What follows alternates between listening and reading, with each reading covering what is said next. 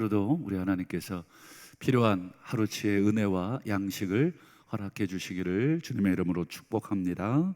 오늘 함께 보신 본문으로 시온산은 어떤 곳인가, 시온산은 어떤 곳인가.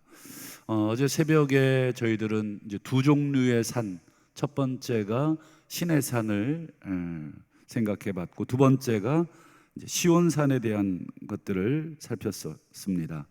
이 시온산에는 누가 들어가는가? 바로 하늘에 이름이 기록된 자들이 들어간다. 그러면 어떤 자들의 이름이 하늘에 기록이 되는가?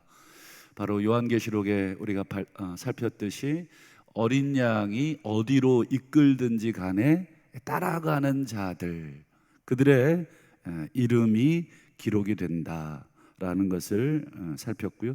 오늘은 이 시온산에 대한 추가적인 설명을 오늘 저자가 하고 계신데, 내용이 쉽지가 않습니다. 물론 다 살피고 나면 뭐 어렵지 않네 이렇게 되겠지만, 구약을 알아야 하고 구약의 사상을 알아야 하고, 그리고 이것이 신약과 어떻게 연결되는지 그 내용과 사상을 알아야 오늘 본문의 말씀이 이해가 됩니다. 먼저 25절에 보면 이제 거역하지 말라, 하나님의 말씀하시는 하나님을 거역하지 말라. 그 이유가 있습니다. 왜냐하면 이라는 단어가 뒤에 있는데, 땅에서 경고하신 이를 거역한 그들이, 이것은 이제 구약의 시내산의 사건을 말하는 것입니다. 이 하나님이 땅에서도 이 경고하시는데 그 말씀을, 그 하나님을 거역한 자들이 죽음을 피하지 못했다. 하물며 하늘로부터 경고하신 이를 배반하는 우리일까 보냐. 이 땅과 하늘을 대조하면서 땅의 경고를 무시했던 자들이 어떻게 됐는지 구약 성경을 통해서 봤다면, 이제 하늘로부터의 경고를 배반하면 어찌 될 것인가, 이제 두렵다, 이렇게 경고를 합니다. 그리고 이제 오늘 이제 본론에 해당되는 이제 26절 보시면 두 가지를 서로 이제 대조하고 비교를 하고 있는데, 첫 번째가 그때이고 두 번째가 이제입니다. 자, 그때는 언제냐 보실까요? 그 소리가 땅을 진동시켰을 때입니다. 이 사건이 뭘 나타내는지 딱 읽어보시면 아시겠죠. 바로 이것도 시내산 사건을 말합니다. 하나님께서 시내산에서 강림하셔서 나팔 소리, 천둥, 번개 소리로 강림하시고 말씀하셨잖아요. 그때 땅이 흔들리고 진동하고 이런 표현이 나옵니다. 그렇다면 이제 2번을 보시면, 이제는 약속하여 이르시되, 뭘 약속하셨냐? 내가 또 한 번, 조금 더 이걸 정확하게 번역하면 또 한 번 더입니다. 또 한 번 더 땅만 아니라 이번에는 어디까지 진동을 시키느냐? 하늘도 진동하리라. 여기서 진동이라는 말은 말 그대로 지진이 일어나리라, 흔들리리라, 이런 뜻입니다. 그리고 구약 시내산 시대에는 땅이 흔들렸다면, 땅만 흔들렸다면, 이제는 뭐 조금 더 구체적으로 말하자면 이 히브리서 이 편지를 받고 있는 그 시대 사람들이겠죠. 이제는 땅만 아니라 하늘까지도 진동하리라. 여러분, 땅과 하늘이 진동하리라는 약속들 어디서 보셨을까요? 특별히 여러분 선지서, 특별히 소선지서라고 부르는 학개, 스가랴, 이런 선지서들 쭉 읽어보시면 이런 표현들이 많이 나옵니다. 흔들린다, 천체가 흔들릴 것이다. 그리고 예수님께서도 말세의 증상을 얘기하면서 하신 말씀이 뭐예요? 흔들릴 것이다, 무너질 것이다, 이런 얘기들을 하셨죠. 특별히 오늘 26절은 구약의 선지서들 중에 구체적으로 어디를 언급한 것이냐면 학개서를 언급한 것입니다. 학개서 2장을 언급한 것인데요. 학개서 2장 6절과 21절을 보시면 이제 하늘과 땅이 흔들린다라는 말이 나옵니다. 이따가 한번 그 내용을 보기로 하고요. 그러면 중요한 것은 왜 히브리서 저자는 이 학개서 2장 말씀을 인용을 하시면서 설명을 하고 있는가?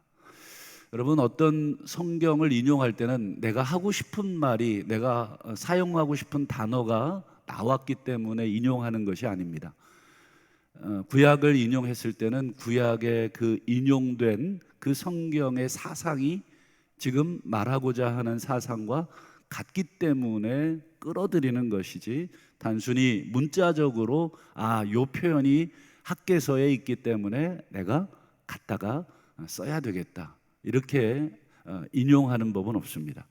그렇다면 히브리서 저자가 학개서를 인용했다는 것은 우리가 좀 수고스럽지만 학개서를 다시 읽어보셔야 됩니다.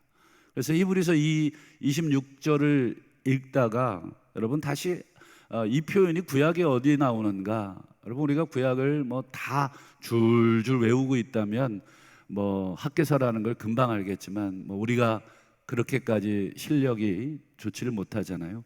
그래서 여러분 성경에 보면 도움이 될 만한 관주 이런 것들이 있습니다. 그걸 찾아보니까 학개서 2장입니다. 그러면 학개서를 다시 읽어보셔야 됩니다. 여러분 학개서를 다시 읽어보셨다 치고 학개서의 주제가 뭐던가요? 학개서가 뭘 말하고 계시던가요? 학개서는 굉장히 짧습니다. 뭐 3장밖에 되지 않아요.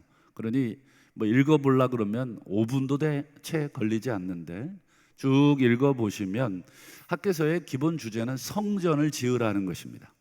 너희는 산에 올라가서 나무를 해다가 성전을 지어라.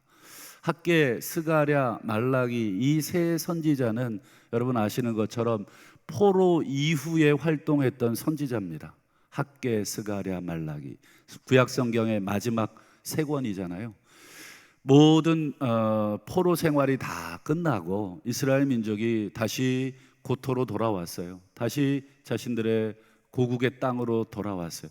그 황폐해진 땅, 70년 이상 기경하지 않고 사람이 제대로 관리하지 않은 땅, 모든 것이 다 무너진 그 땅, 거기에 사실 돌아왔어요. 70년 여러분 이민살이 한 분들 상상해 보십시오. 이민 생활에서 70년 동안 그곳에서 자녀의 손자까지 낳고 어느 정도 기반을 닦았잖아요. 근데 하나님이 고국으로 돌아오라는 거예요. 여러분 돌아올 수 있겠습니까? 제 친구는 한 20년 됐는데 못 돌아옵니다. 왜 못 돌아오냐? 그랬더니 자녀들 때문에도 못 돌아온다는 거예요. 이미 거기서 다 교육이 다 끝났는데 걔네들만 놔두고 어떻게 돌아오냐는 거예요. 걔네들 돌아오면 교육 문제 심각해지고 또 문화 여러 가지 문제들이 너무 심각합니다. 근데 여러분 70년 타향살이 이민살이도 아니죠. 포로 생활, 나름의 포로 생활이 힘들긴 하지만 또 사람이 새로운 환경에 살게 되면 또 적응이 됩니다. 그러니 70년 그곳에 살다가 그곳 살림을 다 놓고 여러분 고국 땅에 왔어요. 제일 먼저 뭐부터 신경 쓰이겠습니까? 먹고 사는 문제 아니겠습니까? 그러니 여러분 성전은 다 회파가 되었는데 이스라엘 백성들이 자기 입에 풀칠해서 먹고 살려고 성전을 그냥 방치해 둡니다. 여러분 이스라엘 신앙은 여호와 신앙이고 여호와 신앙의 중심은 성전 예배 제사 아닙니까? 그런데 그것을 다 방치해 두니까 하나님이 학개 선지자가 얼만큼 사역했는가, 그 학개서에 보면 날짜가 나옵니다. 불과 3개월 사역했어요. 3개월, 4개월, 한번 날짜를 한번 더 계산을 해보시면 알 텐데 불과 3, 4개월 사역한 학개 선지자의 외침은 딱 한 가지였습니다. 성전을 건축해라. 지금 너희들 집 짓기에 빠르구나. 너희들 집은 이렇게 멋들어지게 지어놓고 하나님의 집은 이렇게 방치해 두다니, 이것입니다. 그렇다면 학개서를 조금 더 자세히 읽어보시면 단순히 학개서는 이 건물, 벽돌로 지은 이 성전을 지으라는 것이 그의 궁극적인 메시지였을까? 물론 이 건물로서의 성전을 지으라고 하는 게 첫 번째 메시지지만, 학개서는 이 건물로서의 성전을 통해서 더 궁극적인 성전을 지으라, 더 궁극적인 성전이 올 것이다 라고 하는 메시지를 하나님으로부터 받아서 전달한 것입니다. 그러니 건물로서의 성전뿐 아니라 완전한 성전, 종말의 성전이 완성이 될 것이다. 한번 그 부분을 한번 보실까요? 이 학개서 2장 9절인데요. 한번 보시죠. 자, 이 성전은 지금 학개 선지자를 통해서 지어질 성전입니다. 아직 완공은 되지 않았습니다. 솔로몬 성전이 다 회파가 됐죠. 첫 번째 제1성전인데요. 첫 번째 성전은 다 무너졌어요. 그래서 이 학개 선지자를 중심으로 두 번째 성전이 지어집니다. 그래서 오늘 이 성전은 두 번째 지어진 두 번째 성전이고요. 예수님 시대에 있었던 성전은 이 세 번째 성전입니다. 그래서 성전은 총 세 번에 걸쳐서 완성이 되고 또 증축도 되고 합니다. 여기서 이 성전은 스룹바벨이 지었다 그래서 스룹바벨 성전, 두 번째 지었다 그래서 제2성전 이렇게도 불리는데요. 보시면 자, 이 성전의 나중 영광이 이전 영광, 즉 솔로몬 시대의 그 성전의 영광보다 크리라. 여러분, 이거는 실제로 보면 초라하기 짝이 없습니다. 두 번째 지은 이 스룹바벨 성전은. 그래서 솔로몬 성전을 기억하고 있던 노인들은 이 스룹바벨 제2성전이 지어졌을 때 보고 울었어요. 너무너무 초라해서. 근데 하나님은 뭐라 그러냐면, 이 성전의 외형은 초라할지 몰라도 이 영광은 훨씬 더 클 것이다. 그러니 하나님은 지금 보이는 건물로서의 성전의 영광을 얘기하는 게 아니라 더 궁극적인 성전인데요. 뒤에 보시면 내가 이곳에 평강을 주리라. 내가 이곳에 평강을 주리라. 즉 이 성전은 내 영광 그리고 내 평강이 머물게 될 성전이다.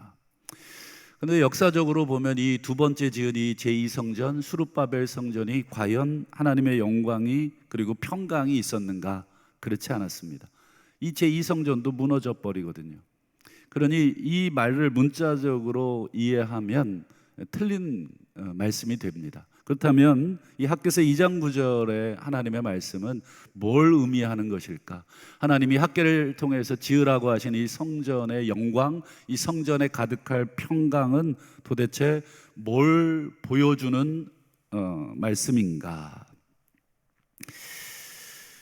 중요한 것은 이제 그 다음 이 영광이 가득한 이 성전이 언제 지어질 거냐라고 하는 것인데요. 이 앞에 보시죠. 학개서 2장 6절 7절 오늘 히브리서에서 인용하고 있는 부분인데요. 한번 볼까요?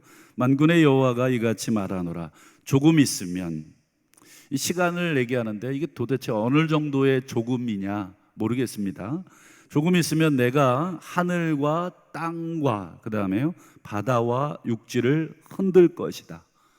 여기서 하늘, 땅, 바다, 육지는 무엇을 표현하는 그 방식이냐면 세상을 표현하는 방식입니다.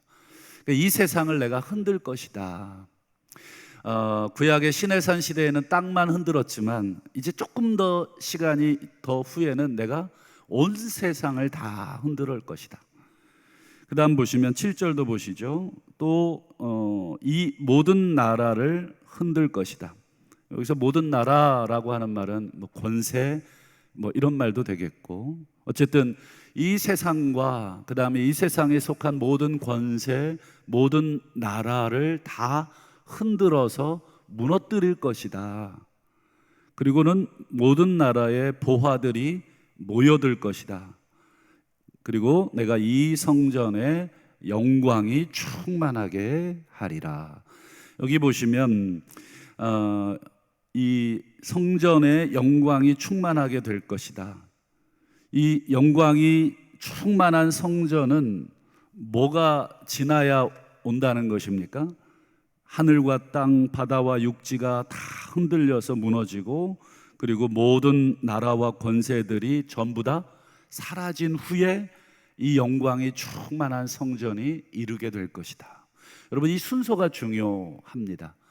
이 세상의 기본적인 것들이 다 사라지고 그 다음에 영광이 충만한 성전이 온다. 이게 무슨 뜻인지 이해가 되시죠? 이것을 더 구체적으로 설명한 성경이 있습니다. 이 학개서 2장 6절과 7절의 말씀을 완전하게 그림으로 보여주는 성경이 신약 요한계시록 21장인데요. 한번 보실까요? 자, 이제 요한이 내가 하늘을 보는데 새 하늘과 새 땅을 보게 되죠. 새 자에다가 여러분들이 힘을 줘서 읽어야 되겠네요. 그런데 보니까 새 하늘과 새 땅을 보니까 처음 하늘과 처음 땅이 아니네요. 처음 하늘과 처음 땅은 없어져 버렸습니다. 학개서의 표현대로 하면 진동해 버렸습니다. 흔들려서 사라져 버린 것이죠. 그리고 바다도 있지 않더라. 하늘과 땅과 바다, 즉 온 세상을 표현하는 이 방식인데, 즉 온 세상이 사라져 버린 거예요. 그리고는 새로운 세상, 새 하늘과 새 땅이 지금 존재하더라는 것입니다. 지금 이 요한계시록 21장은 학개서 2장에 나왔던, 학개가 봤던 그것과 학개가 들었던 그 말씀을 요한은 지금 눈으로 직접 보는 것이죠. 학개는 귀로 들었다면 요한은 눈으로 보고 있는 것입니다. 그럼 여러분, 처음 하늘과 처음 땅이 없어졌어요? 바다도 없어졌어요? 그 다음에 어떤 상황이 나오느냐? 요한계시록 21장 2절을 보시죠. 또 내가 봄에, 그 다음에 거룩한 성 새 예루살렘이 하늘에서 내려옵니다. 거룩한 성이 뭐예요? 새 예루살렘이 뭐예요? 성전입니다. 성전. 성전이 하늘에서 내려오는 장면입니다. 처음 하늘과 처음 땅이 다 사라진 그곳에 새로운 하늘과 새로운 땅이 만들어졌고, 그 새로운 세상에 성전이 내려오고 있습니다. 여러분, 학개서와 요한계시록 21장은 정확하게 그 의미와 내용이 똑같습니다.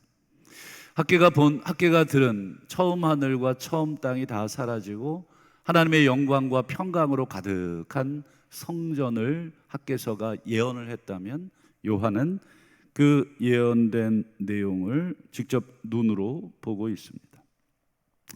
여러분, 이 모든 학개서의 사상과 요한계시록의 사상을 염두에 두고 다시 히브리서로 돌아오겠습니다. 히브리서 12장 27절을 보실까요? 이 또 한 번 더라고 말씀하신 것은 진동하지 아니하는 것들을 영원토록 보존하기 위하여 진동할 것들, 곧 만드신 것들, 이게 바로 처음 하늘과 처음 땅이 되겠습니다. 만드신 것들이 변동될 것을 이렇게 알려주신 것이다. 예를 들어서 이 강대상이 있는데요, 강대상에 제가 막 흔들어 보겠습니다. 그러면 이 강대상에 견고하게 붙어 있는 것은 흔들리지 않겠지만 제대로 붙어 있지 않은 것들은 다 떨어져 나갈 것입니다. 아마 지진이 나면 내진 설계가 된 건물들은 살아남겠지만 예전에 그냥 지은 건물들은 아마 무너지거나 붕괴될 위험이 아주 많죠. 지금 하나님께서 온 세상을 흔드실 날이 온다. 그게 종말의 때가 되겠죠. 종말의 때에 온 세상을 다 흔들리는데, 흔들리지 않는 것들만 남게 하시기 위해서 온 세상을 흔드신다. 그럼 뭐만 남느냐? 뭐만 남겠습니까? 우리 주 하나님의 나라만 흔들리지 않는 것입니다. 온 세상은 다 변해도 우리 하나님의 나라만큼은 변하지 않을 것이다. 지금 히브리서 12장 27절은 그 얘기를 하는 것입니다. 이 세상 처음 하늘과 처음 땅은 다 하나님이 흔드시면 다 사라질 것이다. 그러나 영원한 나라, 그게 28절인데요. 우리 히브리서 12장 28절 보실까요? 그러므로 우리가 흔들리지 않는 나라를 받았다. 즉 하나님이 다 흔들어 털어내셨는데 흔들리지 않는 한 나라가 굳건히 서 있는 것입니다. 아까 학개서에서 우리가 하나님이 하늘과 땅과 바다와 이 모든 것들을 흔들고 그리고 모든 나라도 흔드는데 그 모든 나라, 흔들리는 모든 나라 중에 흔들리지 않는 한 나라가 있죠. 다니엘서에 보면 그 나라가 또 묘사가 되어 있습니다. 그러면 구약에 나오는 모든 사상들이 전부 연결이 되어 있다 하는 것을 보게 됩니다. 여러분, 이 흔들리지 않는 나라를 이미 받았다. 아직 완성되지 않을 요한계시록의 그 새하늘과 새 땅에 내려올 그 성전으로서의 나라, 아직 도착하지 않았지만 이미 히브리서는 이미 도착해서 우리가 그 나라에 들어간 것처럼 받았다라고 과거로 표현을 하고 있습니다.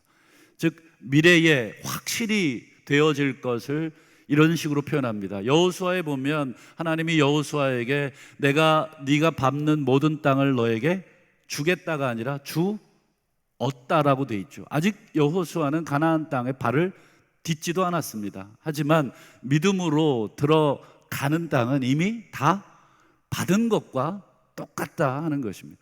우리가 여러분 천국 들어가 보셨습니까? 안 들어가 보셨죠. 우리가 천국 받으셨나요? 안 받으셨죠. 그러나 이미 믿음으로 우리가 그 나라가 있다는 것을 믿는 자에게는 이미 천국이 너희 가운데 임하였느니라. 그래서 여러분, 이 땅에서의 삶이 천국이 아니면 여러분 과거의 미래에 우리가 천국에 들어갈 것이라고 하는 그것은 사실상 거짓말입니다. 이미 이 땅에서도 우리 하나님이 주시는 천국에서의 삶을 경험하고 있어야 여러분 완성될 그 미래의 나라에 우리는 자연스럽게 들어가게 되는 것입니다. 이 나라는 우리가 히브리서가 계속 가르쳐 준 대로 바로 이 예수 그리스도의 기초 위에 세워진 나라요, 예수 그리스도의 보혈 위에 세워진 나라요, 제사장 되신 예수 그리스도, 제물 되신 예수 그리스도, 그 예수 그리스도의 나라다. 이제 결론입니다. 28절을 다시 보실까요? 그러므로 우리가 이 흔들리지 않는 예수 그리스도의 나라, 영원한 성전으로서의 나라를 우리가 이미 지금 받고 있으니 은혜를 받자. 이 은혜를 받자라는 말은 또 다르게 표현하면 감사하자 이런 뜻도 됩니다. 은혜와 감사, 이 두 단어는 같이 사용이 되는 단어인데 은혜를 받자고 해도 되고 은혜를 계속해서 하나님으로부터 받자라고 해도 되고 아니면 이미 받은 것에 대해서 감사를 표현하자. 그리고 이로 말미암아 경건함, 두려움, 경건은 경외라고 해야 더 정확합니다. 하나님에 대한 경외감, 그리고 두려움으로 하나님을 기쁘게 섬기자. 이 섬긴다라고 하는 말은 예배한다는 말과 똑같은 단어입니다. 즉 감사와 예배가 우리의 삶에 아주 중요한, 지금 현재 우리가 성전으로서 그리고 성전 안에서 해야 될 두 가지 감사와 예배를 지금 해야 된다. 그래서 이제 내일부터 보시게 될 우리 히브리서 13장에 보면 찬송의 제사를 드리자, 찬미의 제사를 드리자, 예배에 대한 내용을 이제 결론으로 마무리를 짓게 됩니다. 말씀을 맺겠습니다. 오늘 우리는 완성될 그 하나님의 나라, 흔들리지 아니할 성전으로서의 나라, 새 하늘과 새 땅에서 우리가 경험하게 될 그 나라를 이미 오늘 우리 삶 가운데 받고 계신 줄을 믿습니다. 그래서 오늘도 성전 안에서 기도하시고, 성전 안에서 예배하시고, 성전 안에서 찬송하시고, 성전 안에서 우리의 삶을 살아가시는 저와 우리 성도님들 다 되실 수 있기를 주님의 이름으로 축원합니다.